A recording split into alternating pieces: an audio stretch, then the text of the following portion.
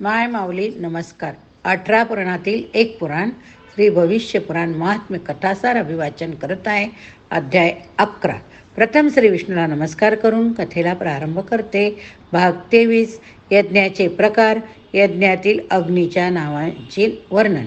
श्रीसुत ऋषी म्हणाले, शास्त्र मतानुसार असलेले यज्ञाचे 3 प्रकार मी आता सांगतो. वेदामध्ये सांगितल्याप्रमाणे जसे लोक करतात तो सांगतो. अग्नीस शतार्थामध्ये वैन्य म्हटले तर शमार्धात कश्यप, धृत, प्रदीप यामध्ये विष्णू, तलयागात वनस्पती अशी ह्या अग्नीस नावे. तसेच त्यास सहस्रातात ब्राह्मण, आयुतात हरी, लक्ष होमात तन्नी, कोटी होमात हुताशन, शांतिक होमात वरुण, मारण कर्माच्या वेळी वरुण, नियमित करावयाच्या होमास अनल, प्रायश्चित्त होमात हुताशन, अन्न यज्ञात लोहित, ग्रहयागात देव, प्रतिष्ठेच्या वेळी देखील लोहित, वास्तुशांतीच्या यागात प्रजापती, पद्मक मंडपात सुद्धा प्रजापती, प्रपायागात नाग, महादान यज्ञात हवीरभुज, गोदानाच्या वेळी रुद्र, कन्यादानाच्या वेळी गोजनक, तुलादानात घालाग्नी, बैल पोळ्याच्या वेळी सूर्य, विधीच्या अखेरीस रवी, दीक्षा घेताना जनार्दन, वैश्यदेव करताना पावक अशा नावाने अग्नी संबोधतात. त्रास नसतो, त्रास त्यास काल हे नाव असून शरदाहनात क्रव्याद, पर्णदाहात यम, अस्थिदाहाच्या वेळी शिखंडिक असे म्हणतात. गर्भधानात तो मरुत, श्रीमंत कर्मात पिंगल, पुंसवसामध्ये इंद्र, याग कर्मात प्रशस्त, बारशाच्या आणि उपनयनाच्या वेळी करावयाच्या यज्ञात पार्थिव, निष्कर्मात हरक, प्राशन कर्मात सुची अशा नावांनी संबोधतात. चुडा कर्मात षडाशन, व्रतादेशात समुद्भव, मुंजीतल्या यज्ञात वितिहोत्र, समवर्तनामध्ये धनंजय ही नावे. आपल्या जठरातील अग्नी जठराग्नी असून समुद्रात वडवानल असतो. चंडीत असलेला अग्नी विभू असून स्तरांमध्ये सरीसृप, घोड्यात असलेला मंतर, हत्तीमध्ये मंदर, सूर्यामध्ये विंध्य, पाण्यात असलेला अग्नी वरुण असे असून विद्वानांचे तेज म्हणजे हवीरभुज अग्नी होय. पर्वतावरच्या वनव्यास ऋतुभुज सूर्यास, दावाग्नी दिव्यामध्ये पावक, गृहाग्नीत पती, तुपाच्या दिव्यातल्या ज्योतिष, जलवायू सुतिका अग्नीस राक्षस म्हणावं. भाग 34. श्रुवा व द्रवी यज्ञपात्राची निर्मिती. यज्ञात तूप टाकायची लाकडी पळी किंवा डाव म्हणजे श्रुवा. दरवी म्हणजे इतर द्रव्ये यज्ञात टाकावयास वापरायची पळी. या गोष्टी कशा तयार करावी हे सुत ऋषी सांगू लागले. श्रुवा तयार करायसाठी सुपर्णा, शिवक्षपा, क्षिरी, बेल, खैर या वृक्षाची लाकडे प्रशस्त मानली आहेत, कारण ती यज्ञातील कर्मे सिद्ध करतात. प्रतिष्ठा कर्मात आवळा, खैर, केशर या झाडाची लाकडे सुरवेसाठी योग्य होय. समुवास यज्ञासाठी असलेली श्रुवा इतर संस्कार, यज्ञ, साधन, प्रतिष्ठान याकरिता वापरे असे शास्त्रवेत्याने सांगितले. शुक्र श्रुवा याचे महत्त्व सांगतो. यज्ञाच्या वेळी सर्वक धारण करू नये. अक्षर धारण केल्यास व्यत्यय येतो. त्याआधी श्रुवाचे आकारमान, वजन किती असावे ते सांगतो. बेलाचे लाकूड घ्यावे. रिक्त तिथी नसेल तर त्या दिवशी उपवास करून त्याची रचना करावी. महिना कोणताही असला तरी चालेल. शुक्र श्रुवा हे बनवताना हलकेपणाने वागणे सोडावे. घेतलेल्या लाकडाचे 30 भाग करावे. 20 अंगुळी आकाराचे यज्ञकुंड त्याला लागून यज्ञविधी तयार करावा. श्रुव्यामध्ये कटोऱ्याच्या आकारासारखा खालील भाग असावा. धात्रीच्या फळासारखा आकार असलेला दांडा तयार करावा.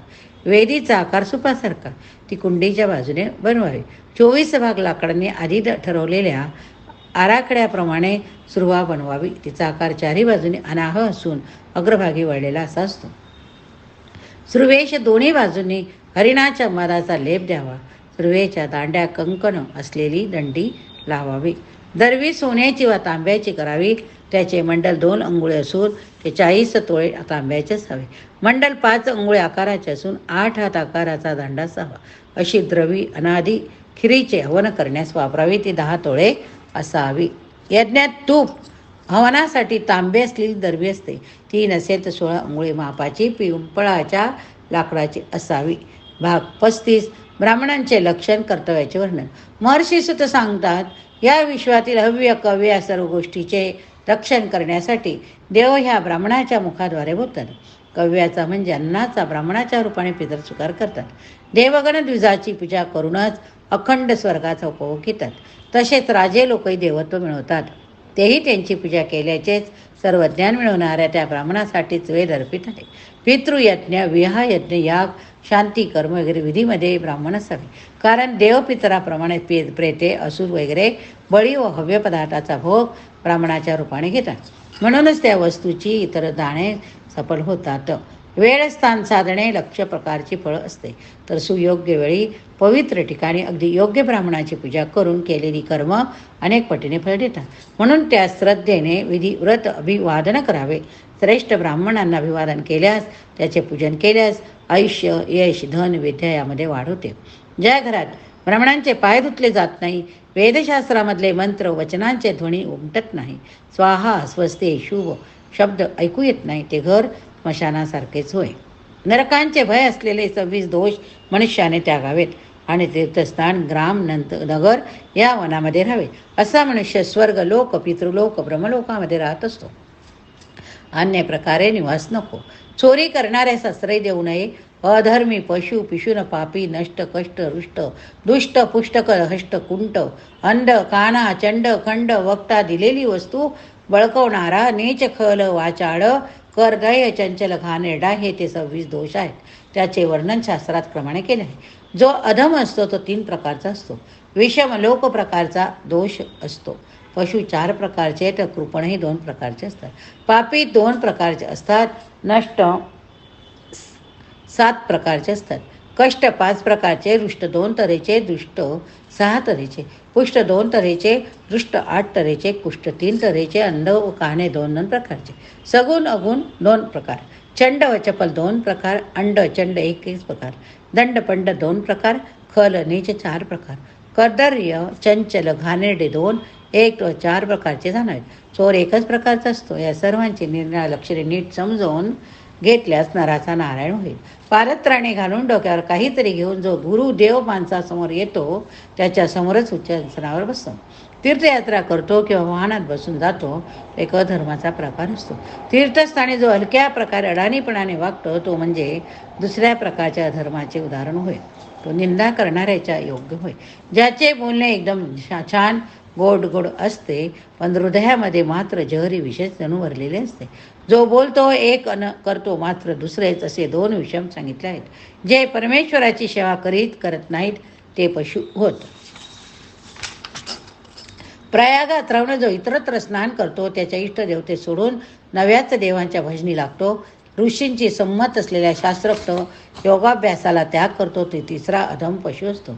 या जगातील अनेक ग्रंथ, अनेक प्रकारची शास्त्र पाहून त्याचे सार न समजणारा जंबुक पशु असतो. बल, छळ, छन्नीपणा, प्रलयाद्वारे व्याज घडवून आणणारा पिशून पशुचा प्रकार. देवपितरांच्या कार्याच्या वेळी पक्वान्यात तिखट न निरस पदार्थ मिसळून दान करणाऱ्याची दुष्टबुद्धी दाखवणारा कृपण असतो. कुत्सित वस्तू देणारा, आनंद प्रसन्न सहित रागेट असलेला ग्रस्त कृपण होय. तो सर्व धर्मातून बाहेर टाकलेला होय. दोषरहित शुभ वस्तू टाकून देणारा वा विकणारा देखील तसाच असतो. माता पिता गुरु यांच्यासमोर जेवणारा वा त्यांचा त्याग करणारा, स्वच्छ वागणूक नसलेला मनुष्य पापादिष्टामधीलही जास्त पापी होय. होम विझवणारा 3रा पापिष्ट असून सज्जन लोकांना हकलून देणारा नष्ट. जो देऊळ वृत्तीने जगतो किंवा देवपूजा हेच पैसे मिळवायचे साधन करतो, पत्नीने मिळवलेल्या पैशावर जगतो, मुलीने मिळवलेल्या पैशावर जगतो किंवा स्त्रियांचे दागिने उडवून खातो, असे हे 6 प्रकारचे लोक नष्ट होत. सदा चिडचिड करणारा, समोर आल्यावर कोपणारा, आड्या घातलेला, क्रुद्रू असलेला, असे दुष्टाचे 5 प्रकार. रात्रंदिवस झोपणारा, व्यसनाचा आसक्त, दारुडे स्त्रियांचे सेवन करणारा, दुष्टांची कायम बोलणारा, असे 7 प्रकारचे दुष्ट. एकटाच मिष्टान्ने खाणारा वंचक असतो. साधू पुरुषांची निंदा करणारा पुष्ट असून निगम आगम तंत्र ग्रंथाचे वाचन किंवा श्रवणेने करणारा विद्वान दुष्ट होय. श्रुती स्मृती हे 2 क्षत्र डोळेच असलेले असताना त्यापैकी एकाकडे दुर्लक्ष करणारा विप्र चकणा असतो, तर तो दोन्ही येत नसलेला विप्र आंधळा होय. आपल्या सख्या भावंडाशी विवाह करणारा, आईवडिलांना न आवडणारे बोलणारा वा करणारा अधम असतो, त्या चंड असे म्हणतात. राजाचा हेर सेवक राजा वेश्या यांच्याशी शरीर संबंध ठेवणारा चंड असतो. 8 प्रकारची कुष्ठे झालेली, कुष्ठरोगी, शास्त्राने निंद्य केलेल्या अशांची सदा बोलणारा, त्याप्रमाणेच अधम असतो. कीटकाप्रमाणे भटकणारा, वाईट व्यापार करणारा, वाईट विद्याचा पंडित, अज्ञात असतानाही धर्माविसंबंधी बोलणारा, पुढे पुढे करणारा, अवलंबून असलेल्यांचा त्याग करून बराच काळ परदेशी राहणारा असे शुकर होय. सदा काल फुगवून भुवया वेडेवाकड्या करून तो राजाच्या थाटात इतरांना भिक्षा सुनावतो तो दंड होय. राजा, देव, विद्वान यांच्या ठिकाणांचे धन चोरणारा, त्या धनाने दुसरे राजा, देव वा विद्वान यांची कामे करणारा वा स्वतःसाठी खर्चणारा, ते कधीच दान न करणारा माणूस पशुहून पशुच असतो. तसेच जो केवळ अक्षरांचा अभ्यास करतो, वाचत सुटतो, पण किंचितही समजून घेत नाही, तोही पशुच होय. गुरुदेव यांच्यासमोर एक बोलून प्रत्यक्ष करताना दुसरेच काही करणारा माणूस पायाहीन नीच असतो. फळाफुलांनी भरलेल्या वनात काटेचं शोधाप्रमाणे, टोळाप्रमाणे गुणांनी युक्त सज्जनासाठी दोषच शोधणारा मनुष्य खळ असतो. देववीत वाईट बोलणारा, वाचा चांडाकाशी बोलत असणारा, पक्षी पाळण्यात रमलेला, मांजराबरोबर बोलणारा, माकडाप्रमाणे नाचणारा, गवत कापणारा, लोष्ट मर्दी, मांस खाणारा, परस्त्रीशी रत होणारा, हे सर्व चंचल समजावेत. जो तेल, गंध, सुगंधी द्रव्ये लावत नाही, नित्यकर्म करीत नाही, तो घाणेरडा समजा. अन्यायाने घरात घुसणारा वा धन घेणारा, शास्त्रोक्तपणे मंत्र घर न मिळविणारा, घातक चोर. देवता, ग्रंथ, रत्न, मणियुक्ता, मणिमुक्ता, घोडा, गाय, जमीन, सोने पळवणारा आहे चोर. जो देवावर श्रद्धा ठेवत नाही, तो चोरच म्हटला जातो. जो उपकाराची जाणीव ठेवत नाही, त्याची अधपतन होते. गंगा नदीखेरीज असलेला देश जसा दुर्भांगी, तसेच विद्वानाखेरीज केलेले कार्य दुर्भांगी होय. विप्र जातीतील 4 भाग म्हणजे भोजक, कत्यक, शिव विप्र, सूर्य विप्र, दाढी मिशा वाढवलेला विप्र, सूर्य विप्र असून जो सर्वोत्तम होय, शिवलिंगाची पूजा करणारा शिव विप्र असतो. सूर्य विप्र, वैद्य विप्र, राजा यांना पशुपुत्र बांधवासहित अक्षत देऊनच प्रवास करावा. या ठिकाणी हा भाग संपला. पुढील भागात आपण गुरुजनांचे महात्म्य वर्णन बघूया. हरये नमः. हरये नमः. पुराणां सर्वशास्त्राणां प्रथमं ब्रह्मणा स्मृतं उत्तमं सर्वलोकानां सर्वज्ञानोपपादकम्.